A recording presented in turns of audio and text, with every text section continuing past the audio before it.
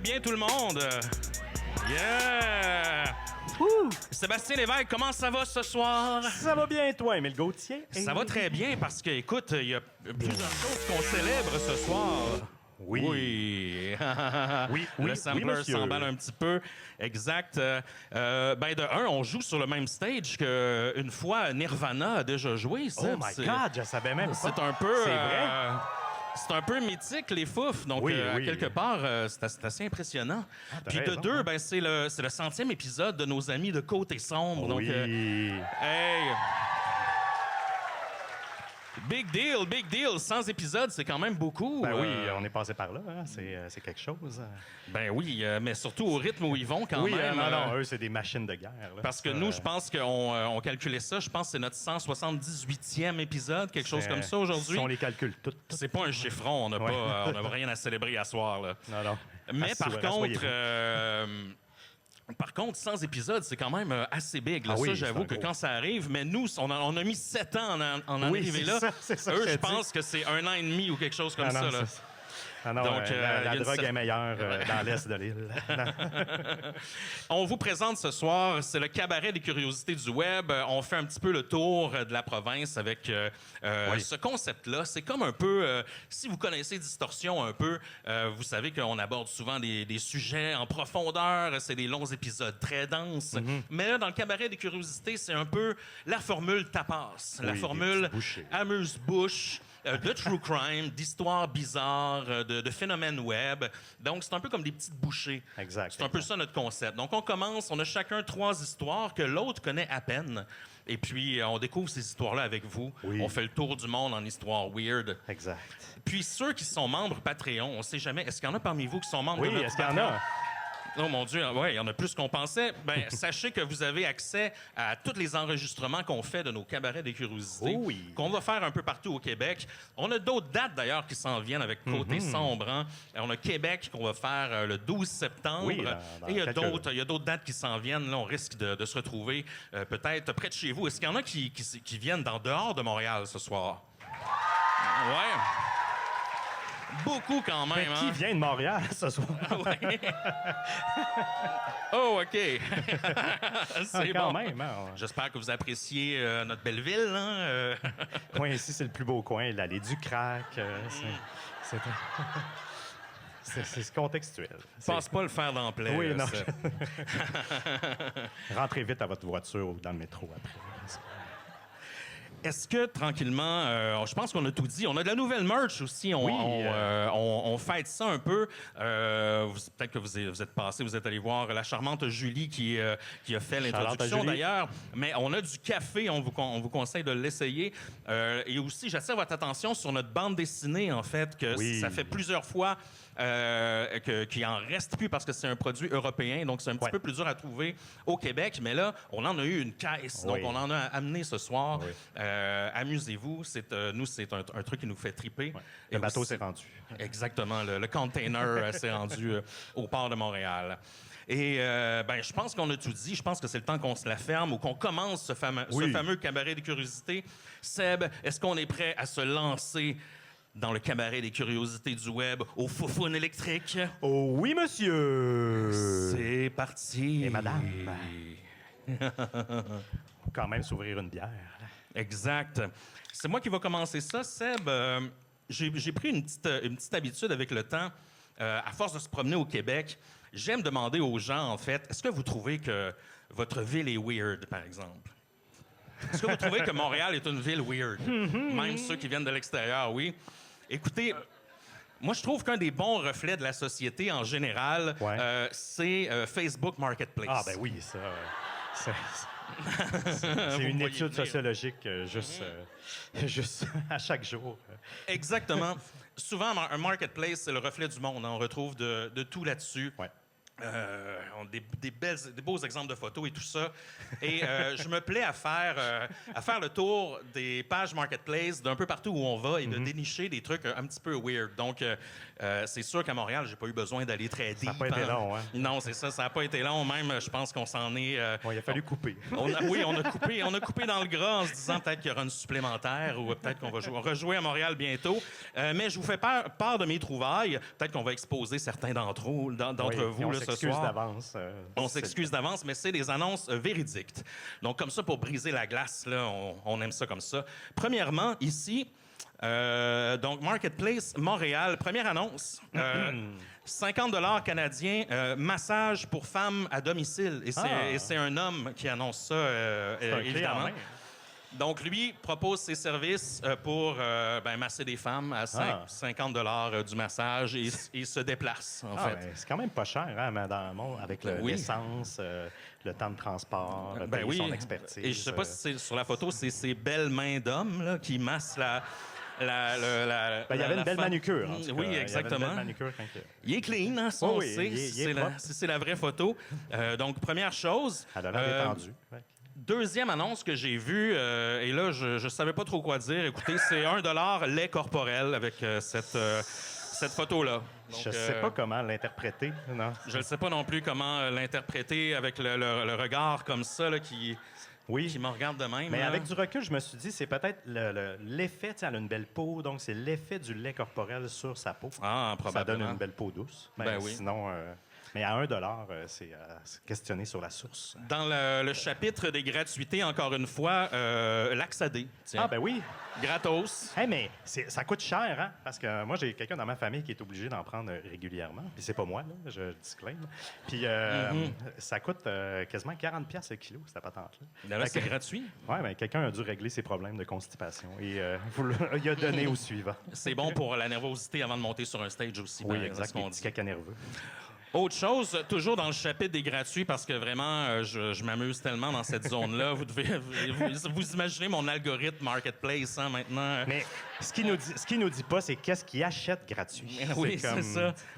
Mais tu sais, pour avoir l'air intelligent, là, c'est des faux livres pour décorer votre bibliothèque. Ah! Donc, vous voulez une collection complète de livres, mais tu sais, ça vous intéresse pas de lire vraiment. Là. Vous voulez juste avoir l'air un petit peu intelligent. C'est gratos, encore une fois, des faux livres. Puis tu peux acheter des résumés de livres aussi sur Internet, même les faire résumer par de l'intelligence artificielle. Fait que t'es en business, là. T'as une nouvelle date, tu y as fait à croire que tu avais une grosse liste de Goodreads bien pleine, mais finalement, c'était pas le cas. Donc, ça te sauve. Exactement. On continue parce que je pouvais plus m'arrêter. J'en ai fait une autre slide de Marketplace, mais là, à thématique, on est au fouf, hein, donc je suis allé dans la thématique rock. On est dans une place de rock. Et qui incarne mieux le rock au Québec? Oh my God, vous êtes la discographie d'Éric Lapointe. Vous êtes vraiment et là, on tombe dans un rabbit hole parce que Éric Lapointe sur Marketplace, en soi, ça pourrait être un long épisode de Distorsion, je pense. Mais ici, discographie 30$. Et là, à Montréal, il y a 5 albums. Les principaux sont là. Oui, je sais pas combien il a fait d'albums au total. Vous allez avoir Mary Stone là-dessus. Il a sans doute déjà marché sur ce stage, Seb, aussi. Ah, c'est sûr que oui. Même peut-être vomi. Mais ce qu'on se rend compte, peut-être aussi. On le sait pas. Ben oui. Peut-être qu'il a mangé un pas de taille sur le même divan que moi, tantôt. Mon Dieu. Ah oui. Bu un kombucha comme nous. Je me laverai plus. Mais ce qu'on se rend compte, c'est que plus on sort de Montréal, en fait, plus la discographie perd la valeur. Tu sais, ici, 25 $, Tring, Jonction, par exemple. Il y en a 6, il y a plus d'albums en plus. Oui, moins cher. Tu as les mêmes. Laval, 20 $. Donc, ça diminue encore une fois. La discographie d'Éric Lapointe jusqu'à finalement Lavaltrie où c'est 15 $. Ouais. Je me suis posé la question pourquoi. C'est peut-être qu'il y a encore trop de monde qui... Ben, trop de monde, c'est pas un jugement. Mais tu sais, dans la grande couronne, qui possèdent déjà, fait que pour être compétitif, il faut baisser le prix. Peut-être qu'à Montréal, il y a plus de concurrence. Donc, ça en a printé des CD à l'époque. Là. Mais il n'y a pas le petit rabais à côté, fait que tu vois que les gens sont pas encore désespérés.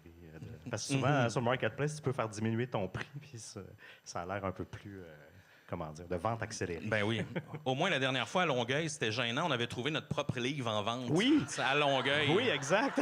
15 piastres. 15 piastres. C'est un bon deal. C'est pas si pire quand même, là. Tu sais, on s'était dit qu'à ce prix-là, il est sûrement pas dédicacé. Là, Non, sans parce doute que là, non. wow, là.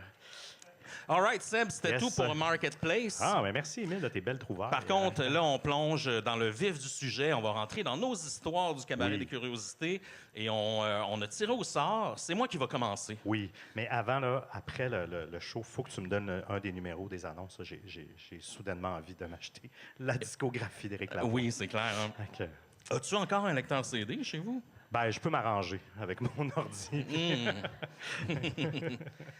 Et donc, on se lance, mon cher Seb. Oh oui. On va commencer tout de suite avec une histoire de mon côté qui s'intitule Boulouloum. L'incident de Mi-TV. On se transporte au Japon, Seb. Le temps d'une histoire un petit peu weird. Tu vas voir, c'est un peu à laisser frémir, cette histoire-là. Ça vient du Japon. Ces histoires-là, c'est parfois rare que ça se rend jusqu'à nous. Il faut creuser un petit peu. Au départ, c'est un YouTuber qui s'appelle Sakura Stardust qui a parlé de cette histoire-là. Et tu vas voir, c'est assez intéressant. Ça se passe, en fait, dans le mois d'août. Plus précisément, le 9 août 2014. C'est une chaîne japonaise, MIE-TV, ils l'appellent souvent OK. MTV là-bas, qui diffusait à l'époque, le 9 août 2014, une émission de chasse et pêche. OK. Donc, une émission où quelqu'un va pêcher des poissons dans un lac, des choses comme ça. Ceci dit, pendant cette période-là, au Japon, en août, on est pendant la saison des typhons. OK. Donc, des grosses tempêtes là, qui vont envahir le pays. Ça peut même être très dangereux. Puis, à ce moment-là, pendant l'émission de pêche, il y a eu une alerte au typhon dans cette région-là. Et ils ont carrément interrompu la programmation de l'émission de pêche, en fait. Et là, on est tombé en mode, justement, télé avec des rapports météo et on diffusait, justement, la trajectoire du typhon Oui, sur des écrans.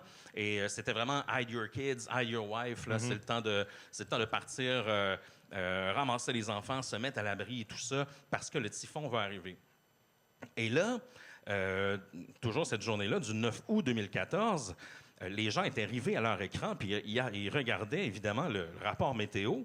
Et lorsque les téléspectateurs se sont rués là-dessus, ça a commencé à faire monter quand même les codes d'écoute de la chaîne de télé qui n'était pas Évidemment, très populaire. C'était un peu comme si, je sais pas, c'était sur une chaîne comme Nouveau, en fait. Oui, Peut-être oui. pas, tu sais. Météo Média, peut-être. Oui, Il y a peut-être pas tant Météo Média, d'émissions de- mais je sais pas s'il y a ouais. des émissions de pêche à Météo Ah, Média. ouais, ça, t'as raison. Mais rien qui se diversifie dans leur contenu. Faudrait voir. Et là, pendant ce rapport météo-là, on voit apparaître à l'écran une image mystérieuse. On voit apparaître cette image-là, en fait. Shit. Imaginez que ça flash là, pendant un genre de rapport météo, là, puis là, on revient tranquillement ici. Et c'est assez... Ah oui, c'est c'est assez épeurant. Donc, ce qu'on voit... Vous voyez, on voit ce qui semble être une femme qui court vers la caméra et puis un personnage derrière, les cheveux dans le visage, vraiment creepy. Ça nous laisse sous-entendre même un peu de paranormal, je dirais. Mais ça, Oui, ça dure que quelques OK. secondes, pardon. Donc, très rapide. Et on revient par la suite à notre bulletin météo. OK. Et là, les gens à la télé vont pas du tout en parler. Ça va être Ils font semblant ignoré. Ils vont jamais parler de « Oh, pardonnez-nous de ce qu'on vient de voir à l'écran. Là, on vous a peut-être fait peur un peu. » Surtout que les gens devaient déjà avoir peur parce oui. qu'il y a un typhon le qui s'en typhon. vient. Là, tu C'est sais. ça que j'ajoute. Tu dois avoir l'impression que tu dois tomber dans un glitch dans Matrice, là. Tu sais, c'est comme ça. Ben oui.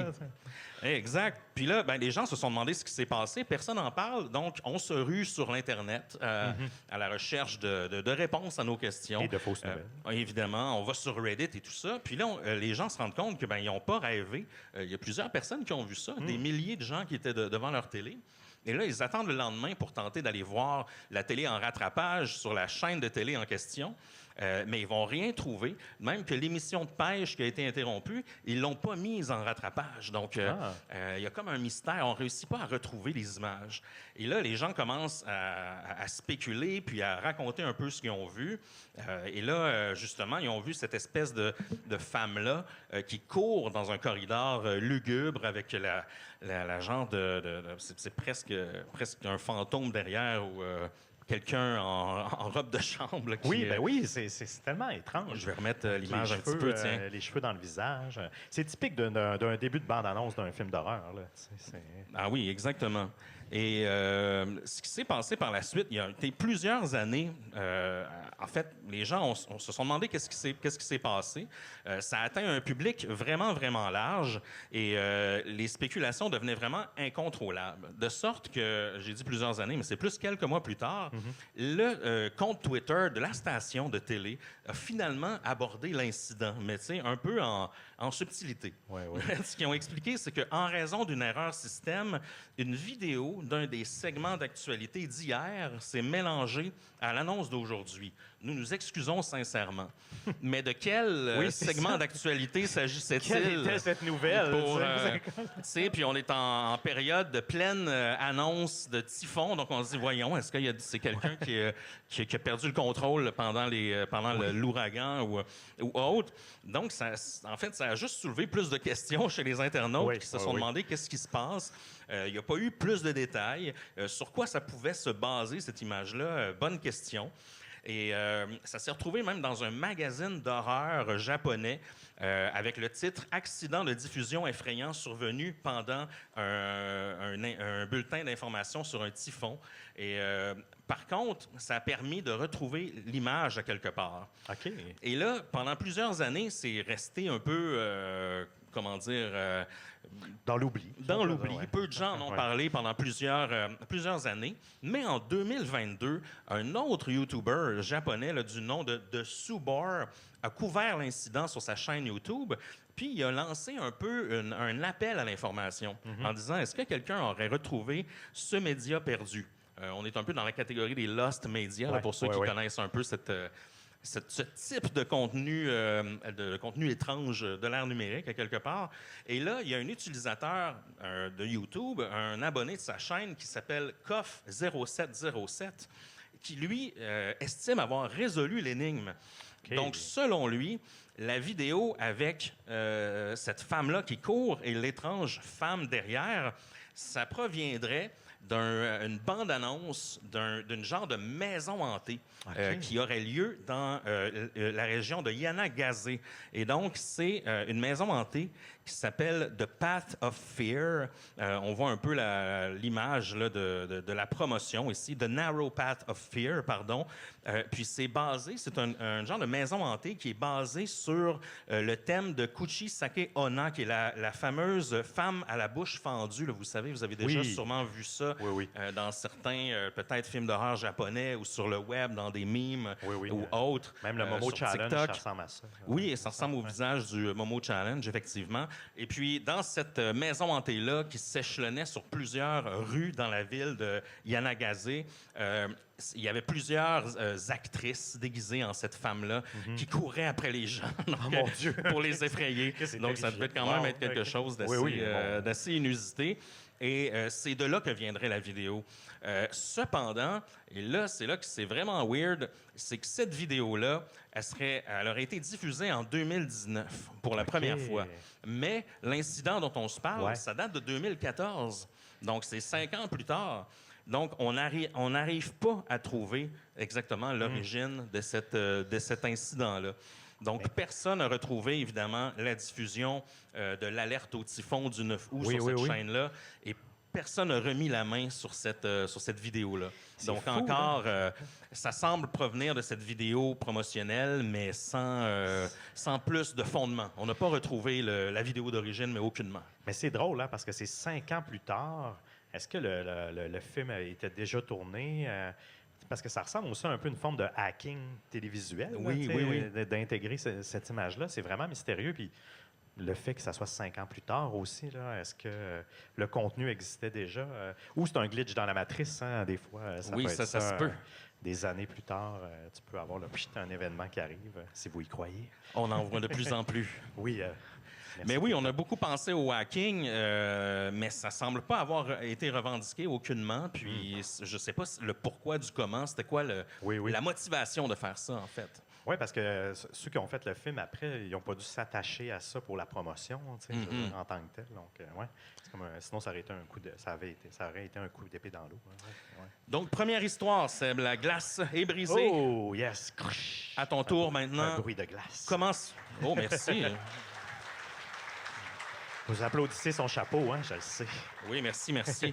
En passant, ben, on s'est habillé un peu en hommage Oui. à Colin et Jennifer. Ah oui, on hein. voulait être un peu On comme- voulait maquiller Seb en Jennifer, Ouais. mais on On a a manqué abandonné de le temps. projet. Mais il y a Ça quand même aurait un été trop T-shirt de long. Britney Spears, donc il y a quand même un petit peu... Oui, Hit me, baby, one more time. c'est assez fidèle à l'original. Pareil, C'est- pareil, pareil. Exact. Parlant de musique, justement, Yes. toi, tu as un sujet, encore une fois, en lien avec le rock. Oh, Seb. yes! C'est quoi tu nous thématique. parles? Je vous parle de Publius Enigma. C'est parti, c'est parti, c'est parti. J'aime ça, les petits effets. Publius. Pour moi, j'ai pas dit pubis. Publius Enigma, c'est le mystère du message caché de Pink Floyd, en fait. Parce que j'ignorais que Pink Floyd a des rouages dans l'Internet. En 94, là, ça fait longtemps, là, il y a sûrement plusieurs personnes, pas qui n'étaient pas nées nécessairement, mais qui naviguaient sur le web. C'était plus rare. Là. Moi, c'était mes premières années. Là. J'étais tout jeune encore. Et alors que Pink Floyd dévoilait son 14e album studio, ça non plus, je l'ignorais, je ne suis pas un grand fan de Pink Floyd. Et l'album, c'est de Division Bell. Puis les fans du groupe, oui, c'est quand même un album iconique. Là. Les fans du groupe se réjouissent de retrouver là, justement leur sonorité emblématique du groupe. Cependant, l'album semble receler bien plus que de la musique, selon certaines personnes. Il y aurait quelque chose de mystérieux, presque insaisissable dans tout l'art qui vient de cet album-là, qui commence à émerger. Puis il y a une série d'événements assez intrigants qui commencent à profondément intriguer la communauté de fans de Pink Floyd. Tiens, pour ceux qui tiens, un petit extrait Oui. de cette époque. Peut-être que vous vous rappelez de ces petites cloches. Ça, c'était sans doute un des singles de oui. cet album-là. Ah oui, c'est un... Si tu veux mon avis, on était un peu dans le déclin quand même de Pink Floyd. Là, si tu veux mon avis. Oui. Je ne sais pas en quelle année qu'ils ont commencé, mais c'était leur 14e album. Tu sais, Ça commençait à être un peu... J'avais l'impression que c'était un peu des... voilà, on tombe en chronique musicale un petit peu, là, Oui. désolé. Mais j'avais l'impression que c'était un peu des rejets de leur autre album d'avant. Ah oui, OK. Mais qui a pris 12 ans à faire. Là, Oui, tu sais, oui, donc, oui. je comprenais mal cette... Ils vivaient sur les redevances, hein, les deux pieds sur le pouf. Puis c'est drôle, hein, l'image qu'il y a là, ça vient de Reddit, puis c'est des gens qui se questionnaient sur pourquoi certains covers d'albums avaient des couleurs et des particularités différentes. Puis on n'a pas tant la réponse, mais c'est pas le point d'aujourd'hui. Et je ne sais pas si vous vous rappelez, à l'époque des forums de discussion, ça se passait sur Usenet, là, qui était comme des forums un peu avec une application un peu particulière. C'était assez geek. Et il y a un certain Publius qui s'est mis un utilisateur anonyme. C'est comme un peu l'ancêtre de Reddit d'une certaine façon. Lui, il a fait son apparition sur un forum qui était dédié à Pink Floyd. Là, ça s'appelait alt.music.pinkfloyd, quelque chose comme ça. Puis ces messages assez énigmatiques laissent entendre en fait que The Division Bell, l'album, c'est pas juste un album à écouter, mais vraiment un puzzle à résoudre. Ouh. Et les premiers indices qui nous publient, parce qu'il dit que le but de cet album-là, c'est d'aller un petit peu plus loin. Et là, il nous dévoile les premiers indices qu'on peut voir ici, puis je vous les ai traduits. The Division Bell, ce n'est pas comme ses prédécesseurs, bien que toute grande musique soit sujette à de multiples interprétations. Dans ce cas, il y a un but central et une solution conçue. Ouh. Pour la personne ingénieuse ou le groupe de personnes qui la reconnaîtra et où cette information pointe, un prix unique a été caché. Comment et où de Division Bell? Écoutez encore, regardez encore, comme vos pensées vous guideront. menant les aveugles tandis que je fais ça me fait rire. Menant les aveugles tandis que je fixais l'acier dans vos yeux. Les paroles, le artwork et la musique vous y mèneront. Oh là là. C'est quand même assez cryptique, effectivement. Et là, à l'époque, j'étais un peu jaloux. J'aurais aimé ça à l'époque de vivre un peu être enflammé par ce genre de Oui, c'est de un peu comme mystère du web. Là. un ARG Oui. avant son temps, là, Oui, un vraiment. alternate reality game là, où on t'amène dans un peu des puzzles dans la vraie vie là, Oui. et que plusieurs font en marketing maintenant, là, tu sais, que c'est rendu commun. Exact, parce qu'en 94, là, il n'y avait pas beaucoup de monde. Quand on cumule tout le monde, il y avait des gens, mais ce n'était pas l'Internet d'aujourd'hui. Et là, ça enflamme immédiatement là, l'imagination des fans de Pink Floyd. Ils se lancent dans une exploration minutieuse des paroles, de l'artwork de l'album, des nuances musicales, vraiment dans l'espoir de trouver ce que Publius pouvait promettre. Mais les indices restent un peu fragmentaires, puis l'énigme n'est pas vraiment saisissable. Il n'y a personne qui arrive à quelque chose de très, très concret. Là, le mystère s'intensifie. Publius, le 16 juillet 1994, il promet un nouvel indice, mais cette fois sous forme de lumière blanche clignotante. OK. Et là, le 18 juillet, 2 jours plus tard, toujours en 1994, lors d'un concert de Pink Floyd à East Rutherford, au New Jersey, le public est témoin là, d'un événement assez attendu, Émile. Les lumières sur le devant de la scène, dans une brève mais frappante séquence, forment les mots « Enigma Publius ». Oh. Donc, pour les fans qui sont présents, on voit, dans le fond, de trouver des images claires de l'époque de 94, c'est difficile. Hein, vous voyez, c'est pixelisé. Mais au moins, on a des traces de ça. Ben même que les shows de Pink Floyd, ça a toujours été extraordinaire. Oui, c'était ça, c'est des vrai, méga visuellement, stages. Puis c'est sûr que de voir ça apparaître comme ça devant un stage, Oui. ça devait être quand même assez impressionnant. Ah oui, puis les gens devaient discuter, les vrais fans. Là, j'ai l'impression que ça dépassait l'Internet là, quand même, là, au niveau de la discussion. Donc, pour les fans qui étaient présents, ça faisait aucun doute. En fait, Publius, l'utilisateur anonyme, est réel et son énigme, l'est tout autant. Là, ça renforce la détermination des fans. Ils sont convaincus qu'il y a un secret, qu'il faut qu'ils analysent encore plus de détails de Division Bell pour trouver c'est quoi le mystère, puis de trouver justement qu'est-ce que Publius veut nous faire comprendre. Là, les discussions se multiplient, les théories aussi. Certains voient des messages cachés dans les paroles, d'autres scrutent les visuels de l'album. Ils cherchent des symboles aussi qui sont cachés un peu partout. Ça devient presque une obsession pour certaines personnes. Mais soudainement, un petit peu plus tard, en septembre, en fait 2 ans plus tard, en septembre 96, le service de mailer, le Subnet, en fait, qui gérait le forum de discussion, il s'appelait PNET, P-E-N-E-T. Et c'est ça que Publius utilisait pour publier ses messages, mais il a fermé. Donc, cette technologie-là était plus disponible et tout à coup, les messages ont arrêté d'être publiés. Tout brusquement, donc en laissant à peu près, en laissant tous les fans dans le silence sans aucune résolution, aucune réponse par rapport à ça. C'était le vide total, puis on le sait, l'humain a horreur du vide. Et c'est resté comme ça pendant des années. Il n'y a jamais personne qui a vraiment su le mystère. Il a continué d'hanter les fans, la communauté.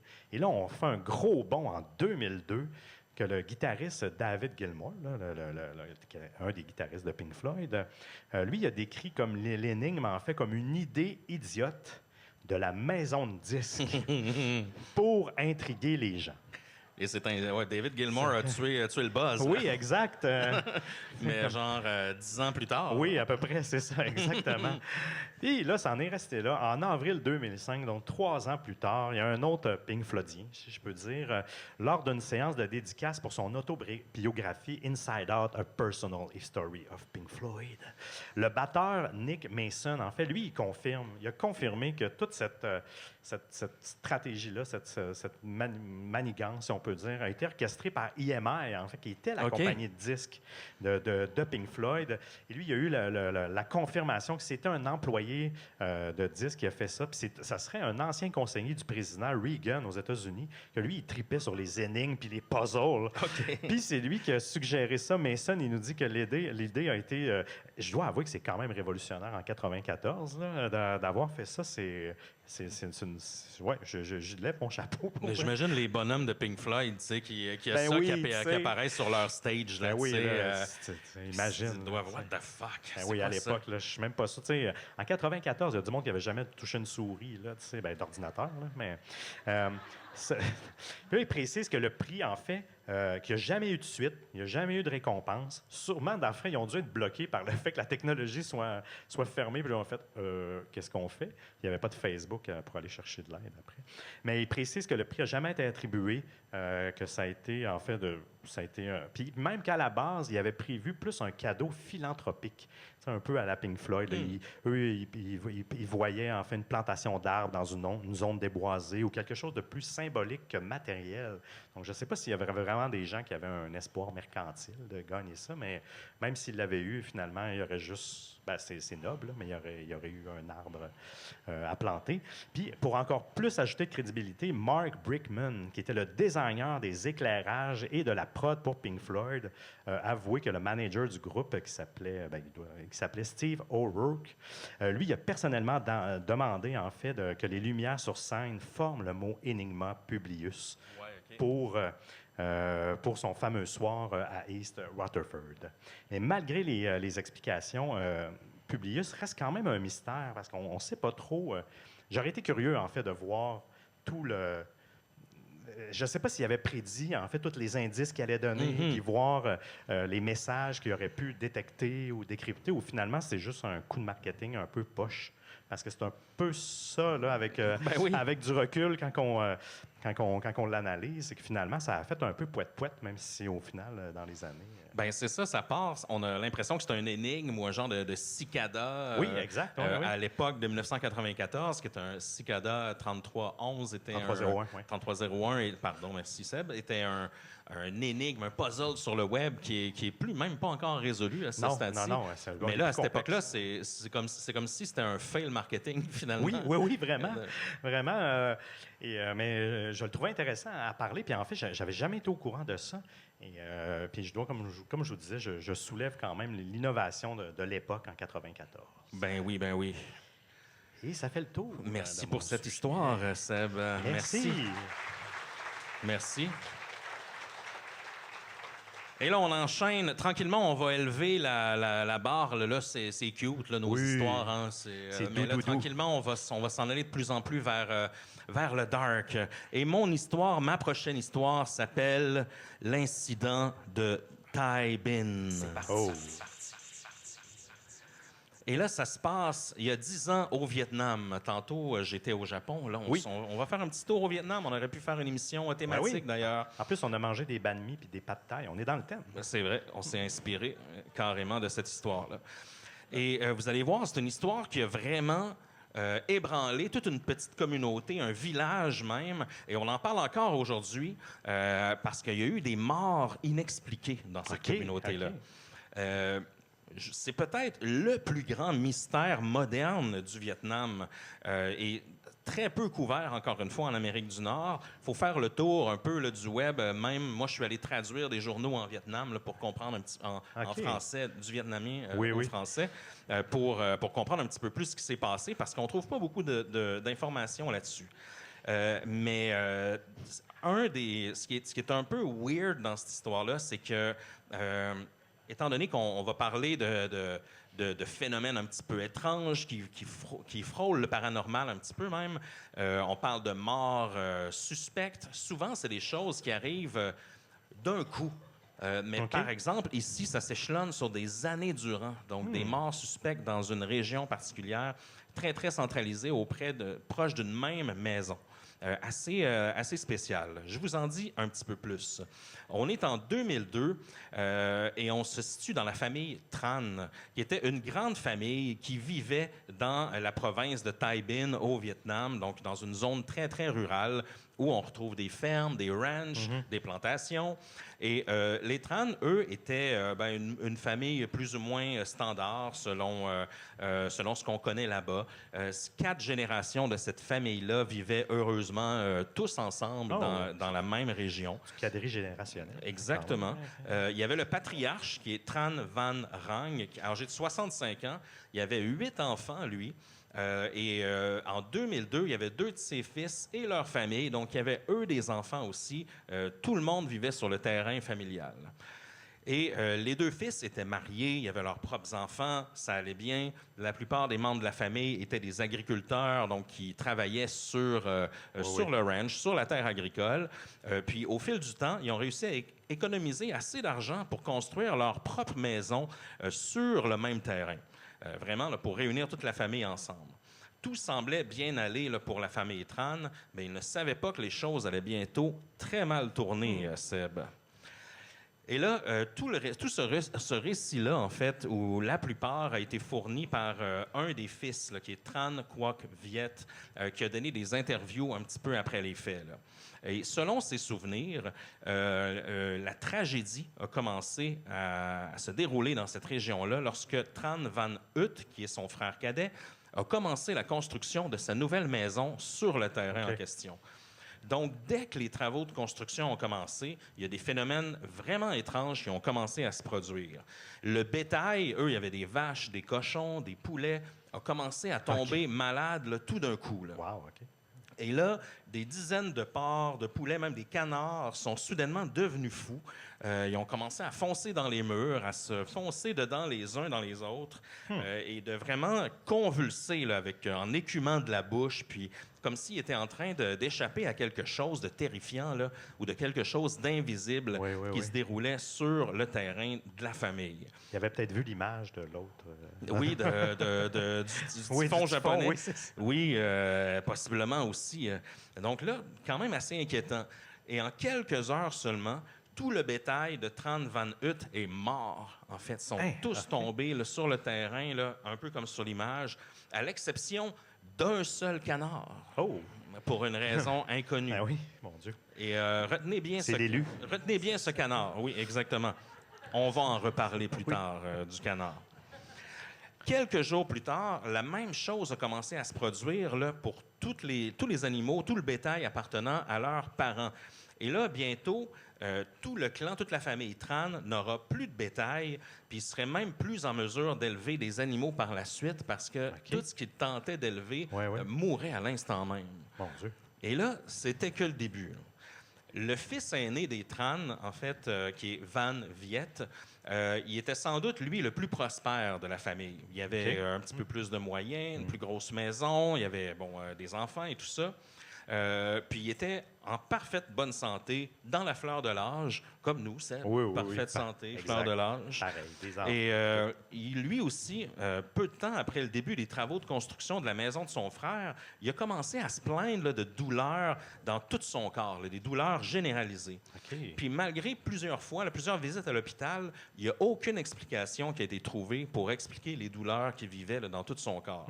Il a bientôt dû arrêter là, complètement les travaux agricoles sur le terrain. Puis, à un moment donné, tout ce qui est arrivé aux animaux de la ferme auparavant, ça a commencé à arriver à des humains. Et là, c'est Van Viet, là, ce frère-là, qui a commencé lui aussi à écumer de la bouche soudainement et à convulser fortement. Et là, on l'a entré à l'hôpital pour se rétablir. Ça a pris du temps un peu. Puis les médecins, encore une fois, n'ont rien trouvé. Là. Pas de poison, pas de traces de maladies étranges qui l'habitent. Vraiment, encore une fois, inexpliqué. Puis après s'être rétabli, parce qu'après quelques jours, quelques semaines à l'hôpital, il a recommencé à être en bonne forme, en meilleure forme. Donc, il est retourné à la maison. Et là, une fois qu'il est retourné à la maison, c'est là que les symptômes ont commencé à revenir. Puis, finalement, très, très rapidement, il est décédé en juin 2002. Okay. Donc, de la même façon que les animaux sur la ferme. Et là, après la mort de Van Viet, les mêmes symptômes ont commencé à apparaître chez les autres membres de la famille qui n'étaient pas malades auparavant. Et là, ça a commencé à les tourmenter physiquement et mentalement aussi. Là, ils ont commencé à se demander, est-ce qu'il y a une malédiction sur le terrain? Est-ce qu'il y a quelque chose, un esprit qui habite, qui revient sur le terrain pour faire des ravages. En plus, le deuil qu'ils vivaient à chaque oui, mort. en plus. Oh, mon Dieu. Et là, le patriarche de la famille, Van Rijn, le plus âgé, a été lui aussi, en fait, il a été très affecté par la mort de son fils, premièrement. Il a commencé à boire, à fumer. Une bonne idée, C'est ce ça. que je ferais aussi si j'habitais dans une maison comme ça. Je pense Ah, ben oui. c'est ce que je ferais. Je commencerais à fumer, boire. Oui, Là, ben tu oui. sais, Tu et peux là, même pas emmerder tes voisins, en plus. sa santé a commencé à se détériorer là, vraiment rapidement lui aussi. Et puis, 1 mois après la mort de son fils, lui-même est décédé après avoir connu, lui aussi, un épisode de convulsion corporelle subite. Là. Ah, oui. Vraiment bizarre. Et là, c'est toujours pas l'événement le plus étrange de tout ça. Je vais regarder la première rangée. Ah oui, OK, bonjour. Ah oui, J'étais pas sûr que je pensais qu'il y avait une autre rangée devant. Là, mais Oui, OK, oui. parfait. C'est bon, on se voit tout le monde. Eye contact est bon. Yes. Et c'est toujours pas l'événement le plus étrange. Il voulait nous montrer son chapeau. Mon bolo surtout, en Oui, fait. c'est vrai, ici, là. oui, Ça, c'est c'est précieux. Selon la tradition vietnamienne, toute la famille Tran de 4 générations devait se rendre au cimetière pour effectuer la cérémonie de la mort là, du patriarche. Et parmi la famille se trouve le fils de 6 ans, donc le petit-fils du décédé. OK. Avec ses parents, il devait se joindre aux adultes pour venir faire son deuil, mais au milieu de la cérémonie, écoutez bien ça, il s'est effondré, le petit garçon de 6 ans, et les mêmes symptômes exacts sont apparus. Ben voyons. Les convulsions, l'écume à la bouche, le visage est devenu violet, et là, il serait mort en quelques minutes, live aux funérailles de son grand-père Mon dans le Dieu. cimetière. C'est tellement imagine. Et ça, c'est arrivé pour vrai. Là. Ça a été couvert Oui, oui, par oui. les journaux de l'époque. Là. Puis au même moment, des dizaines de personnes qui étaient à la cérémonie se sont eux aussi effondrées au sol. OK. Et là, sont tombés malades. Il n'y en a pas qui sont morts dans cette gang-là, mais il y a eu un petit moment là, de maladie. Là. Oui, Même oui. que les gens se sont demandé s'il n'y avait pas un peu une hystérie collective. Oui, Tu oui, sais, oui. quand tout le monde un peu vit le même... La même chose, La ouais. même chose, exactement. Étant donné l'effet de groupe, justement. Ou des muffins aux potes trop forts qui étaient servis comme dans le petit buffet. Non, non, Oui, c'est ça, un peu trop de whisky dans le punch. Oui. Et dans les jours qui ont suivi, c'est 3 autres membres de la famille Tran qui ont été transportés d'urgence à l'hôpital. La mère, en fait, qui est décédée à l'hôpital, elle aussi. Et encore une fois, les gens se rétablissaient à l'hôpital, revenaient à la maison et décédaient. Et c'est celui dont on parle, en fait, Tran Viet, l'homme qui a fait la... Oui. c'est le seul survivant, en fait. Et là, OK. je vais vous montrer un petit peu quelques photos. Tiens, ça, c'est la fameuse maison qu'ils construisaient sur le terrain. C'est une OK. vraie photo. Ils l'ont abandonné comme ça parce Ouais. que c'est cette construction-là qui aurait éveillé les Oui, oui, esprits les ou esprits, autres. ouais. Il y a un petit hôtel aussi qui ont gardé intact. Cet hôtel-là, ils l'ont fini en guise de protection, encore une fois, contre les esprits. Et Tran Viet, lui, il parcourt toujours le terrain avec sa machette. OK. Une machette Il est prêt à sacrée. tout, là, t'sais. Oui, vraiment, pour attaquer les esprits Oui, vengeurs qui seraient peut-être sur son terrain. Donc, c'est... Il est courageux. oui, de leur côté, du côté de la famille, c'est clair que c'est un esprit. T'sais, ils ont Oui, fait oui. ils ont évoqué il y a des chamans qui sont venus sur place, des médiums, et pour eux, c'est l'hypothèse la plus plausible. Par contre, encore aujourd'hui, c'est quelque chose qui est très discuté. Puis je me suis rendu sur Reddit pour enquêter moi aussi. Puis il semblerait que il y en a qui voient ces symptômes-là de mort comme ça, vraiment liés sans doute au sol, d'où se situaient les travaux puis les constructions de ces OK. maisons-là. Oui, oui. Donc, possiblement des pesticides, mais encore une fois, lors des tests, lors des autopsies, il n'y avait pas de traces de poison ou de pesticides dans le sang des victimes ou dans leur corps. Donc, OK. très, très bizarre. Il y en a qui remettent en doute, évidemment, la compétence des gens qui ont fait les tests techniques. Et pour terminer, il y a aussi l'hypothèse, vous savez, pendant la guerre du Vietnam, il y a eu beaucoup de cochonneries répandues par les Américains sur le territoire vietnamien. L'agent orange, plein de poisons, d'armes, en fait, de destruction massive, en quelque sorte. Et il y en a qui pourraient prétendre que peut-être en construisant ces buildings-là sur le terrain, il aurait remué la terre, qui aurait fait peut-être redégager des vieilles substances enterrées là-dedans qui aurait fait progressivement mourir le bétail et rendre les gens, C'est les logique. gens fous. C'est quand même Et- plus logique que les esprits. Là, ouais. Et le fameux canard, apparemment. Oui, Je oui. vous ai parlé d'un canard, vous attendiez boss. tous. Hein? Vous avez hâte que je close le sujet du C'est notre canard. prochain T-shirt. Oui, c'est vrai. Le canard, en fait, aurait été donné à un voisin. Et imaginez-vous bien, tous les canards du voisin sont décédés, à part le fameux canard de la famille Tran. J'ai dit, c'est l'élu. Donc, c'est peut-être clairement lui, c'est peut-être Oui, de sa faute. Tout ce temps-là, c'est peut-être la faute du canard. Oui, Seb. oui, mon Dieu. Quelle histoire, quand même. Hein? Yes, ben oui, c'est vraiment réel. Hein. Il y a eu des articles de journaux là-dessus. Je suis allé lire l'interview de 18 pages du survivant, justement, puis Oui, je oui. l'ai traduit en français. Il parle d'un certain moment d'écureuils géants qui seraient débarqués sur son terrain et qui auraient pourchassé les animaux, Et le canard. de trucs comme ça. Donc, il y avait carrément, on dirait, une forme d'empoisonnement, là, tu sais, d'hystérie causée par quelque chose. Là. Ça tournait pas rond Oui, là, à la fin. moi, je suis convaincu que c'est quelque chose du genre, là, pour que tout le monde s'empoisonne comme ça. Ce qui est mystérieux, c'est pendant l'enterrement. Là, ça, Oui. c'est vraiment étrange, à moins que ça se transcende, ben, ça s'accumule sur les vêtements hein, ou les choses comme ça. Bref, Peut-être c'est... qu'en enterrant le grand-père, ils ont remué le sol oui, encore une ah, fois. ben, Puis, ça se pourrait, c'est vrai. ouais. Hey, t'imagines, c'est quasiment un génocide, là, rendu là. Ah, mais quelle histoire, Émile. Donc, c'était Ouais, l'incident de Taïbin, Oh, Seb. ouais. Merci. Et de ton côté, que nous réserves-tu pour la suite, mon cher? Oh, fantôme sur appel. Ouh. Ça, c'est fucked up, là, je dois vous dire, là. Tu sais, on le sait, on a peut-être vous avez entendu parler de cas de gens qui reçoivent des communications de l'au-delà une fois que leurs proches sont morts. Il y a toutes sortes d'histoires, disons, qu'on peut remettre en doute. Mais je vais vous parler de 2 cas qui ont été discutés dans les médias et qui remettent quand même peut-être en question nos croyances, dans le sens que si on doute, c'est étrange. Je ne sais pas si vous connaissez l'auteur à succès Dean Koontz, qui a écrit une multitude de livres fantastiques, d'horreur, un peu en tout genre. Hein. C'est vraiment un voilà. grand homme, cet homme-là. Un homme... Oui, ben, sa coupe de cheveux a toujours été... puis si vous faites d'autres recherches, il est toujours avec son chien, même à travers les époques. Ça, c'est vraiment drôle, à côté de sa piscine. Puis le chien vieillit, et lui aussi. Puis je me dis, ben, il aime son chien. Fait que, bref. La chemise est cool aussi. Ah, ben oui, quand même. Oui. Ah, t'as raison. Ah, il était de son temps. Mhm. Même qu'aujourd'hui, il serait presque à la mode. Là, on recule vraiment dans le temps. Le 20 septembre 1988, ça fait quand même longtemps, j'avais une dizaine d'années. Il a vécu une expérience paranormale qui l'a vraiment marqué.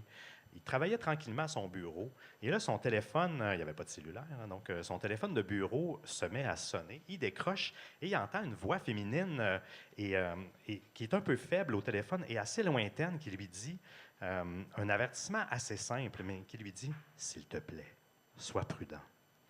Oh. Et la voix a répété le message à 3 reprises. Puis lui, il a demandé une première fois, mais c'est qui? Mais évidemment, il n'y a personne qui répondait. Et la voix répétait.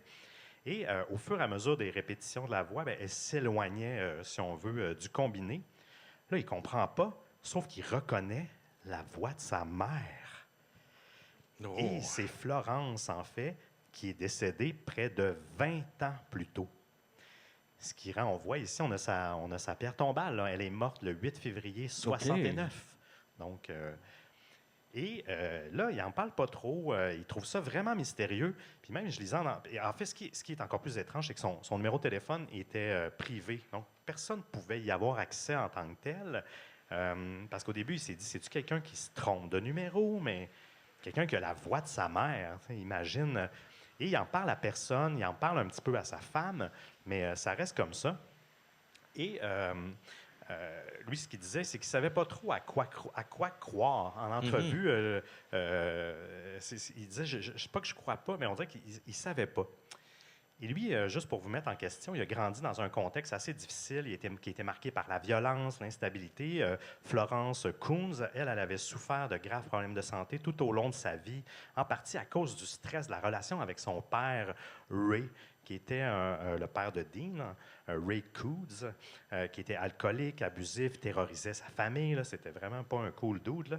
Puis Florence, elle faisait Ouais, hein? vraiment son mieux pour protéger son fils de la violence de son père. Elle est décédée, comme je vous disais, en 69, à l'âge de 53 ans, ce qui est quand même jeune, même à cette époque-là. Sur son lit de mort, elle a tenté de révéler à son fils un secret. Mais qui était bouleversant, mais elle n'a jamais eu le temps de le dire à Dean.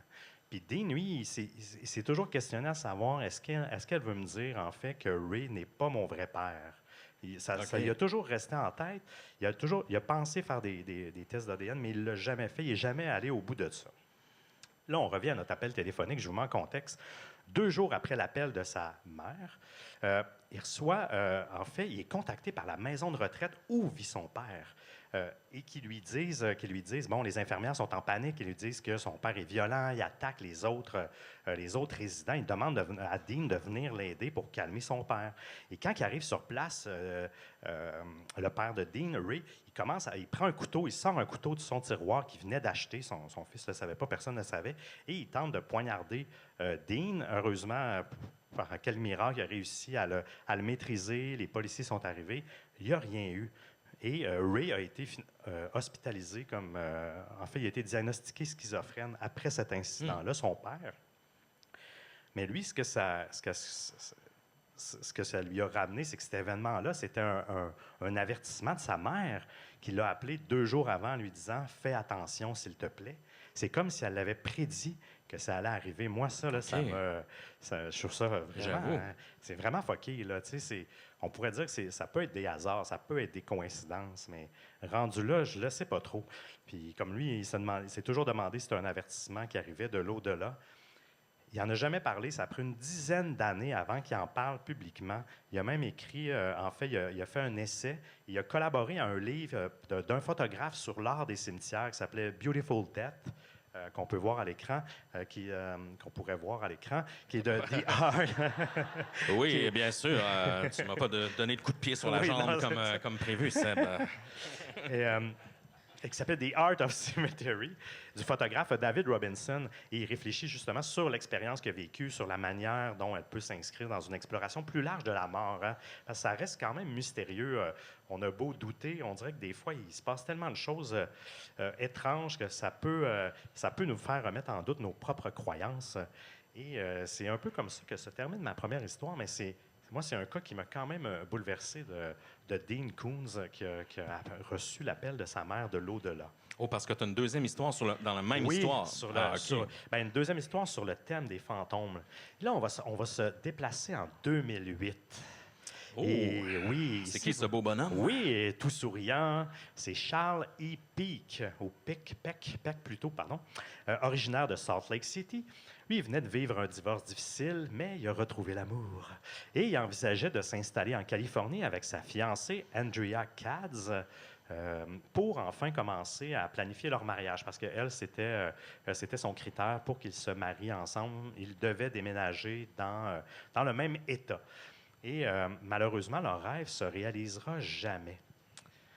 Le 12 septembre 2008, Charles, alors âgé de 49 ans, il se rend à Los Angeles pour un entretien d'embauche, parce qu'il veut se marier sa fiancée. Lui, il travaillait depuis 19 ans comme agent de service à la clientèle pour le Delta Airlines à l'aéroport international de Salt Lake City.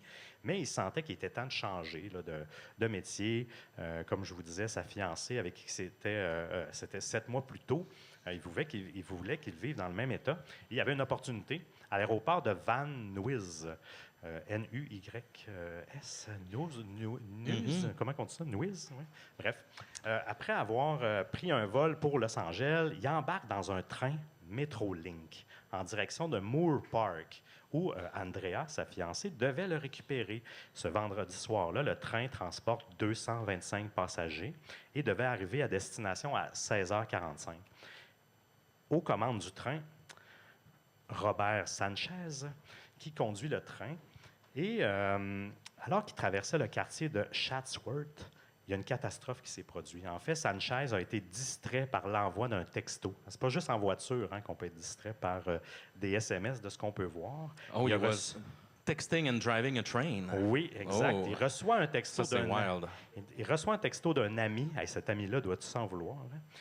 Il a manqué un feu rouge critique, omettant de s'arrêter pour laisser passer un train de marchandises circulant en sens inverse sur la voie. Les trains ont des feux rouges. Ben oui, moi je prends régulièrement le train via rail et des fois on est pogné puis on attend que le train de marchandises passe parce que des fois il n'y a qu'une seule voie. Et il y a des feux de circulation. Puis tu remarqueras des fois là, je ne sais pas c'est quoi la distance, mais il klaxonne toujours en débile par défaut à chaque fois qu'il y a une intersection pour aviser un peu Ben oui. tout le monde. Mais cette fois-ci, il a manqué le feu rouge. Puis comme en voiture, manquer un feu rouge peut être assez dramatique. À 16h22, le train Metrolink est rentré en collision frontale avec le train de marchandises de Union Pacific. Ils roulaient les deux, là, chacun à 83 000 à l'heure. Imaginez. Oh boy. Là, les conséquences ont été catastrophiques. Regardez les images, c'est fou, braque. Là. Les équipes de secours ont été rapidement dépêchées sur les lieux pour essayer de libérer les victimes à travers les wagons. Les pompiers ont décrit là, que c'était une scène d'horreur. Il y a même un prêtre qui s'appelait Donald Ashman qui se trouvait à bord du train au moment de l'accident. Puis lui, il a survécu. Il a raconté qu'il avait administré les derniers sacrements à certains passagers dont les blessures étaient mortelles. Et ça, c'est assez étrange. Et Andrea, je vous rappelle que la fiancée de Charles s'en allait en route pour aller chercher Charles à la garde. Et elle entend les premières nouvelles de l'accident à la radio, dans sa voiture, pendant qu'elle est en direction de là. Elle est inquiète. Elle s'arrête pour vérifier son cellulaire. Puis elle découvre que plusieurs appels manqués de Charles. Puis elle ne comprend pas. Elle contacte d'autres membres de sa famille et ils se sont tous rendus, en fait, à Chatsworth pour tenter de localiser Charles dans le train, si je peux dire. Puis là, écoutez ça, là, au cours des heures suivantes, il y a 35 appels qui ont été passés depuis le téléphone de Charles vers ses proches. OK. Mais bien en fait, il entendait juste des parasites. Il n'a jamais parlé ou quoi que ce soit. Eux, ce qu'ils pensaient au départ, c'est qu'il était coincé, il était en situation d'urgence, il appelait ses proches pour demander de l'aide, il n'était pas capable de parler. Même Andrea, elle lui disait souvent « Lâche pas, t'es capable, on s'en vient, blablabla. » Au moins, elle avait l'impression qu'il était toujours en vie malgré ça. Mais les secouristes, quand ils ont trouvé, en fait, ils ont utilisé même le signal cellulaire de Charles pour le repérer dans les décombres. Oh boy, ah ouais. Ils ont été capables? Oui, ils ont été capables. OK. Puis les appels ont finalement cessé vers 3 heures du matin le lendemain. Mais ce qu'il faut comprendre, c'est qu'une heure après l'arrêt des appels, l'équipe de secours, justement, ils l'ont trouvé. Et ce qui a consterné tout le monde, c'est que Charles, il est mort sur le coup. Il n'est pas mort après des heures et des heures. Donc, qui appelait? Qui appelait du téléphone de Charles à sa famille?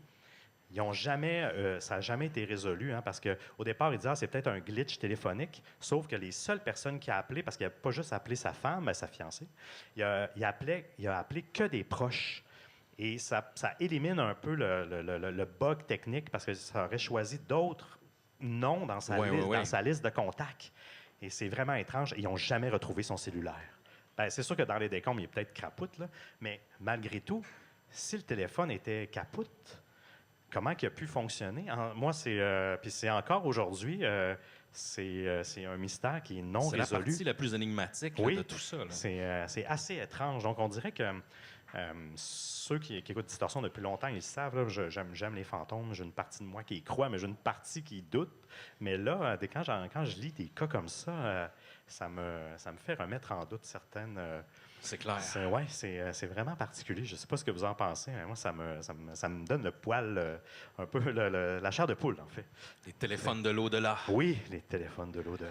Ah ben merci Seb pour cette fait histoire, plaisir. encore une C'était fois. mon histoire. Oh. J'enchaîne déjà avec ma dernière qui s'appelle, en fait, Le destin tragique de Philip Taylor Kramer. Qui est donc ce Philip Taylor Kramer? Très weird cette histoire-là parce que le 12 février 1995, un opérateur du 911 à Los Angeles, en Californie, a reçu un appel vraiment intriguant d'un homme qui a déclaré qu'il allait se suicider sur le champ et qui a aussi donné des informations sur le procès de O.J. Simpson. Oh! Parce qu'on se rappelle, à cette époque-là, c'est le procès de O.J. Simpson. On est en février 95. Je crois que le procès avait eu lieu et on ne savait pas encore qu'il allait être innocenté, en fait, au criminel O.J. If it doesn't fit, you have to acquit. Vous vous rappelez l'image avec le gant? Oui, c'est ça, exactement. et donc, c'était partout dans le pays, là, le fameux procès de O.J. Oui, c'était fou, là. C'était partout dans le monde. Et tout d'abord, qui est Philip Taylor Kramer? En fait, on est dans une place de rock, encore une fois. Il s'agit du bassiste du groupe Iron Butterfly. Est-ce qu'il y en a qui connaissent ce groupe-là? Peut-être, oui. Tiens, pour se rappeler un peu. Ouais, là. vous allez reconnaître quand même. Ah oui, on est dans une bon endroit pour faire jouer ça, là.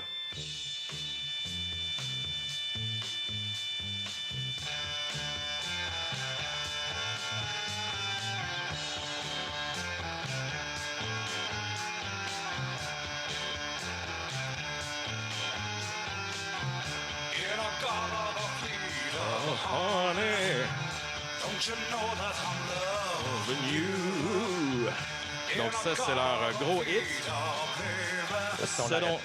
Cependant, il n'était pas... ça, c'était à la fin des années 60, Seb. Tu devais avoir 9-10 ans, là. Oui, mais facile. Oui. Mais moi, j'ai surtout connu cette chanson-là à cause d'un épisode des Simpsons où Bart substitue les partitions d'orgue à l'église pour cette chanson-là qui, au lieu d'être In Gada la Vida, comme le titre de la chanson originale, c'est In the Garden of Eden. Fait que, tu sais, on voit un petit extrait. Là. Iron Butterfly. C'est quand même incroyable. Quand je vois des exemples des Simpsons, j'ai pas le choix de les montrer. Mais non, c'est...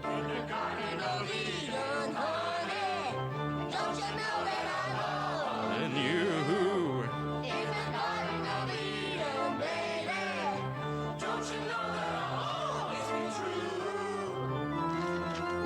Il est tellement content. C'est un accomplissement quand même pour un band, je trouve, de se ramasser dans les Simpsons. Je trouve que c'est... carrément. Culturellement parlant, ça veut dire que tu as atteint un certain niveau, je trouve. Exactement. Donc, après cet album-là, qui a été, cette track-là, qui a été leur plus gros succès, peut-être à vie, Philippe, il est entré dans le band plus autour de 74 à 78, je pense. Donc, quelques années, il a travaillé sur certains albums du groupe, mais pas sur ce gros hit-là, même s'il y avait le même look. Ceci dit, à la fin des années 70, lui, il a quitté le rock, il a quitté le monde du rock. Et il a poursuivi en fait, il a obtenu un diplôme en ingénierie aérospatiale. Donc, on dit que les musiciens sont bons en maths. Hein? Ben oui, surtout les bassistes. C'est sûr. Donc, c'est rare que j'ai vu ça, un bassiste devenir ingénieur aérospatial, mais tout est possible. Oui, je pense que j'en connais un en plus. Ben, pas toi. Bon, c'est triste. Il a travaillé sur plein de choses intéressantes, dont un système de guidage de missiles, en fait, pour le département de la Défense des États-Unis. Il a travaillé dans l'industrie informatique aussi, puis il a travaillé sur des prototypes de systèmes de reconnaissance faciale. Et apparemment que c'était très avancé. On était dans les années, à cette époque-là, 80-90, après sa carrière de rock. Puis vraiment, il travaillait sur des logiciels de reconnaissance faciale pour, entre autres, retrouver des personnes disparues. Mais déjà avant ça, lui, à 12 ans, avant même d'être un rocker, il a remporté la foire aux sciences de son école à l'époque en construisant un laser avec un faisceau assez puissant pour faire éclater des ballons. Donc, à l'âge de 12 ans quand même, un jeune prodige scientifique. Et à 38 ans, en 1990, il a fondé une compagnie qui s'appelle Total Multimedia Inc. avec nul autre que Randy Jackson, qui est le frère de Michael. Frère de Michael Jackson, en fait, pour développer des techniques de compression de données pour les CD-ROM. Les CD-ROM, c'était des CD sur lesquels on logeait des données qu'on entrait dans une fente d'ordinateur. Pour jouer des CD d'Éric Lapointe. Oui, exactement. Ça jouait que du Éric Lapointe, un peu de Caïn. Oui. Puis un petit peu de Kevin Parent. C'est ça. Tu trempais ton CD dans ta bière. Exactement. L'entreprise, en fait, a lancé là, des... on rit, là, mais à l'époque, c'était quand même assez Ben oui, révolutionnaire ce qu'ils faisaient. le CD-ROM, c'est hot. Ben oui, C'était hot. il a étudié aussi plusieurs théories d'Albert Einstein dans le cadre de ses recherches. Par contre, en 95, 5 ans après la fondation de sa compagnie, son comportement est devenu de plus en plus étrange. On dirait qu'il a commencé à voir du sacré ou du spirituel un petit peu partout. OK. La veille de sa disparition, on en arrive tranquillement, là, mais il est allé faire une randonnée au haut d'un sommet de sa région avec sa femme. Puis apparemment que là, il faisait plein de corrélations entre la position de certains clochers, de certaines croix, avec sa maison sur la même oui, trajectoire. Donc, il voyait vraiment des choses comme ça un petit peu mystiques. Et ça, c'était la veille du 12 février 95. Ce jour-là, le 12 février 95, vers 9 h du matin, il est parti en voiture à l'aéroport international de Los Angeles pour aller chercher un associé de son travail et sa femme à lui. Et l'associé en question, c'est un investisseur, le principal de sa compagnie, Total Multimédia, puis aussi un instigateur de la réorganisation de la compagnie. La compagnie était en faillite, donc il devait restructurer quelques trucs. Et d'ailleurs, il y avait une importance assurance vie, en fait, qui avait été contractée sur la tête de Philippe dans le cadre de son poste là, de fondateur de l'entreprise. Ce qui n'est pas normal là, dans ce type de situation. Non, absolument pas. Et sur le chemin de l'aéroport, par exemple, Kramer il a fait une série de téléphones, dont un à sa femme pour l'informer que ses plans avaient changé, puis qu'il n'irait plus chercher l'associé de sa compagnie et sa femme à l'aéroport. Ces gens-là allaient se rendre par eux-mêmes à l'hôtel et lui, il irait les rencontrer plus tard. Cependant, il a été aperçu, Philip Taylor Kramer, dans le hall de l'aéroport de Los Angeles pendant plusieurs minutes, un genre de 45 minutes où il faisait des allers-retours dans le hall. Donc, même tout seul, même s'il a dit à sa femme qu'il n'allait pas aller se rendre à l'aéroport. Donc, c'est vraiment bizarre. Ça me fait penser un peu au cas de Lars Oui, Mittank. exactement. C'est lui que j'avais sur le bout de la langue. Là, oui, c'est cet étudiant allemand qui a disparu dans un aéroport. Il me semble, lui, il était en Croatie, peut-être. Oui, il était en Croatie, il me semblait. Quelque chose comme ça. Ouais. Puis, on l'a aperçu courir dans l'aéroport dans un instant de folie et se sauver. Donc, c'est des images vraiment troublantes qui ont fait le tour d'Internet. Et lui, pendant 45 minutes, même chose, il a fait les 100 pas dans l'aéroport et il est reparti. Puis là, il est revenu de l'aéroport, puis ils ont continué à faire des appels téléphoniques. Il en a fait un, entre autres, à Ron Bushy, qui est l'ancien batteur d'Iron Butterfly, donc il était resté ami avec lui. Et selon lui, il disait que la voix de Philippe était très vibrante, dans le sens qu'il avait l'air stressé là, et anxieux dans cet appel-là. Mais il vivait quand même des moments pas faciles dans sa vie non plus, là, une restructuration d'entreprise. Je pouvais comprendre aussi son mot. Oui, mais cette journée-là, il semblait paniquer un petit peu plus. Oui. Dans son dernier appel à sa femme, il lui a dit « Quand je te verrai, chérie, j'aurai une grande surprise pour toi. » Mais il refusait de lui dire où il était puis où est-ce qu'il se rendait. Par contre, elle trouvait qu'il avait l'air anormal quand même au téléphone. Et comme je vous disais en début d'histoire, il a appelé la police finalement pendant sa route. Il a appelé le 911 en leur disant « Je suis en route pour aller me suicider et je veux vous dire, c'est important que tout le monde sache qu'O.J. Simpson est innocent. Ce sont eux qui l'ont fait. » Donc, ça a été un peu ses dernières paroles. C'est ça qu'il dit. Donc, O.J. a été innocenté quelques mois plus tard en passant au criminel, coupable au civil. Donc, c'est une autre histoire. Mais c'est ce qu'il prétendait, en fait. Ce qu'on a su aussi, c'est que Philip Taylor avait été demandé, grâce à son expertise avec les vidéos, la reconnaissance et tout ça, il avait été demandé pour analyser apparemment des preuves en lien avec le procès d'O.J. Donc, il saurait potentiellement des choses que la plupart des gens ne savent pas. Et là, on n'a jamais plus entendu parler de lui.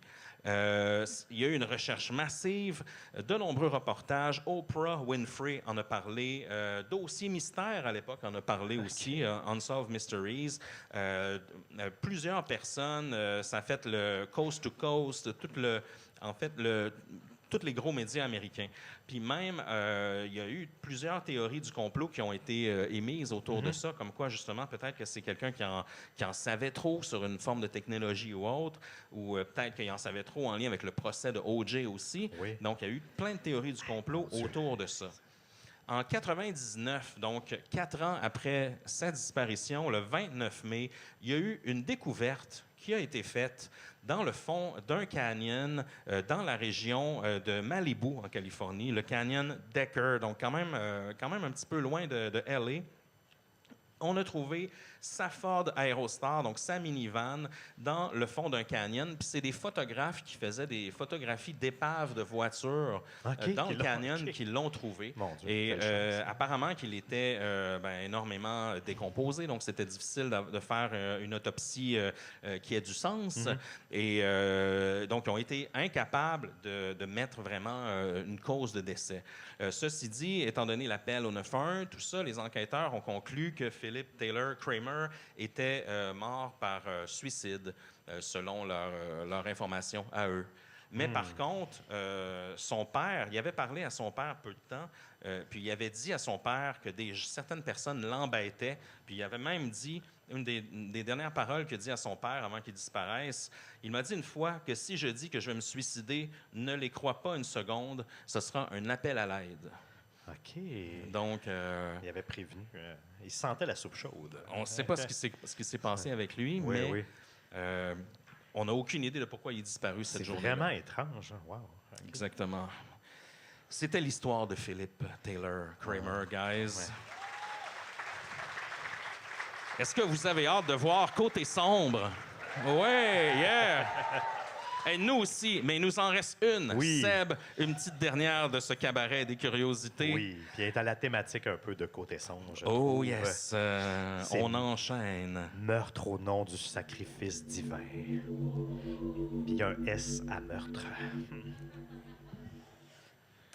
En 2017, il y a la famille de Tania Begay, une jeune mère originaire de Gallup, au Nouveau-Mexique, qui a commencé à s'inquiéter sérieusement parce que Tania avait récemment quitté Phoenix aux États-Unis pour retourner au Nouveau-Mexique, à Gallup, avec ses 2 enfants. Et elle venait de s'installer avec un proche, selon sa famille. Mais peu de temps après, elle a entamé une relation avec un homme qui semblait l'avoir charmée immédiatement. Et elle a commencé à avoir une relation avec lui, mais malheureusement, ça a dégénéré de manière assez toxique. L'homme en question était violent de plus en plus. En mars 2017, Tania et son conjoint se rendent chez son père, le père à Tania, à Toachi, au Nouveau-Mexique, pour demander de l'aide financière. Il était parti en voiture rouge dans un Dodge Néon 2004, hein, les fameux Dodge Néon de l'époque, qui appartenait à la tante de Tania. Une voiture de prestige. Oh oui, on les appelait les chars de coiffeuse dans le temps. Mais bon, c'est un genre de... Je prends pas la paternité de l'expression, mais je trouvais ça drôle. Peu après, Tania a contacté sa mère pour lui dire qu'il était finalement au Dilken, en Arizona, et qu'il comptait bientôt retourner au Nouveau-Mexique.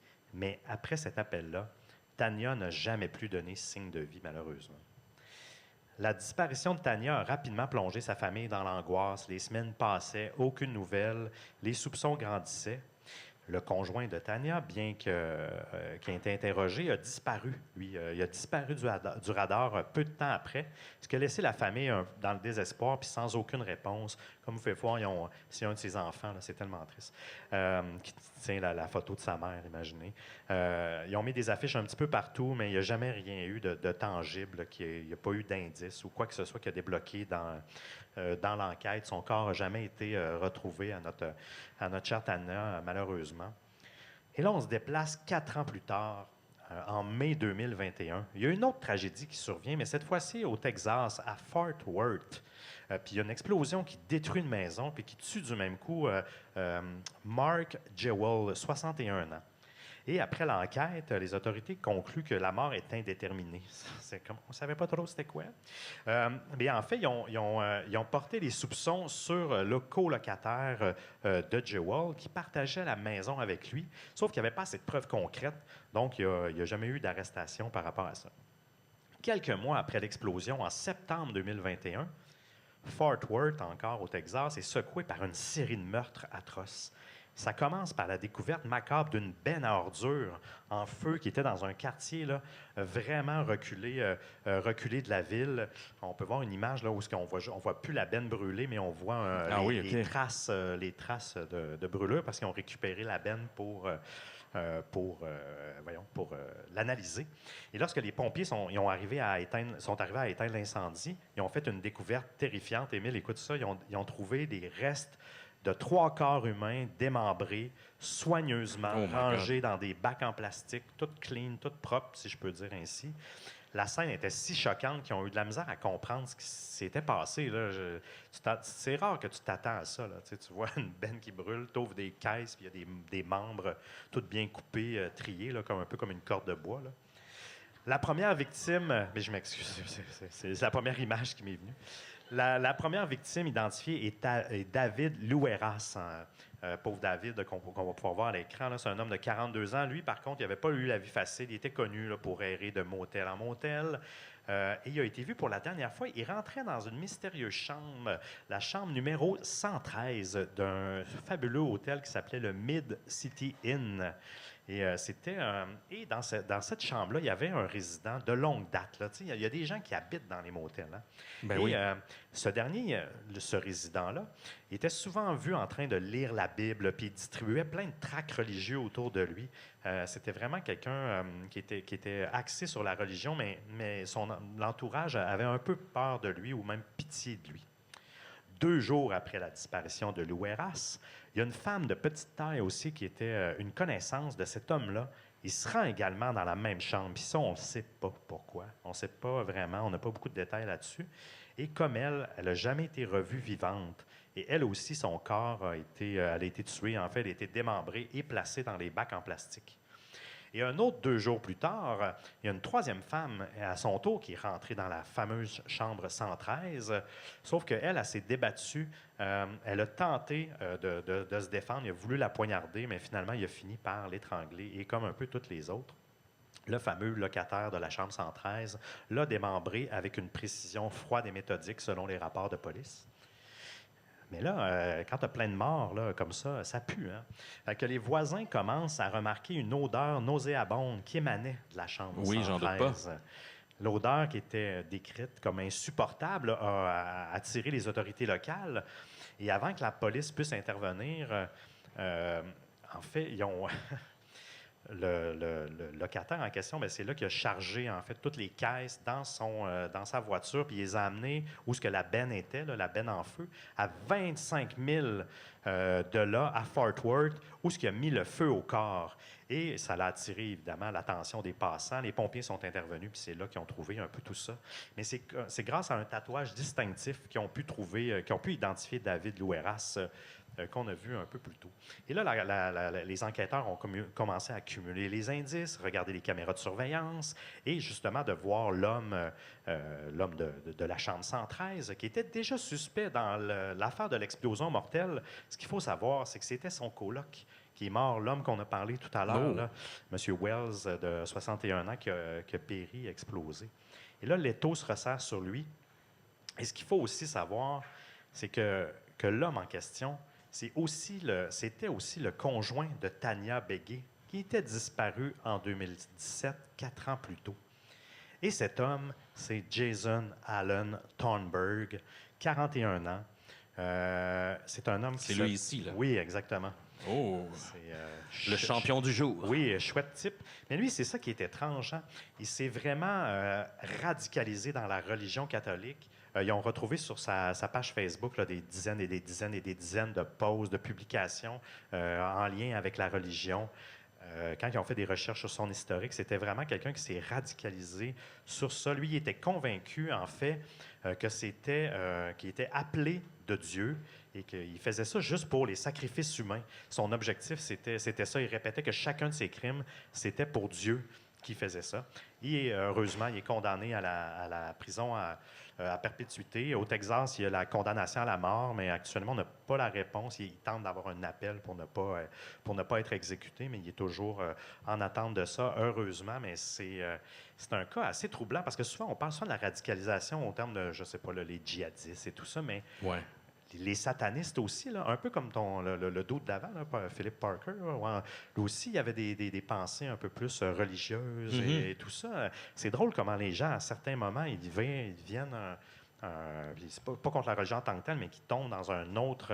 qui sont des représentants de Dieu, puis ils se mettent à tuer des gens comme ça. C'est assez effroyable. Donc, je trouvais que cette histoire-là aussi faisait penser un peu dans l'ambiance de Côté sombre. Oui, C'était effectivement, mon Seb. histoire. Yes, merci pour ça. Merci pour cette histoire inusitée, Seb. Amen. Yeah, c'est déjà la fin, guys, Oui. de notre côté. Mais par contre, Colin et Jennifer s'en viennent très bientôt. Je pense qu'on va faire une petite Oui. pause. Sinon, on va traîner pas loin. Si vous voulez venir nous jaser, on sera pas loin. Merci beaucoup. On Merci est beaucoup, tout le Distorsion monde. Podcast. Oui, monsieur.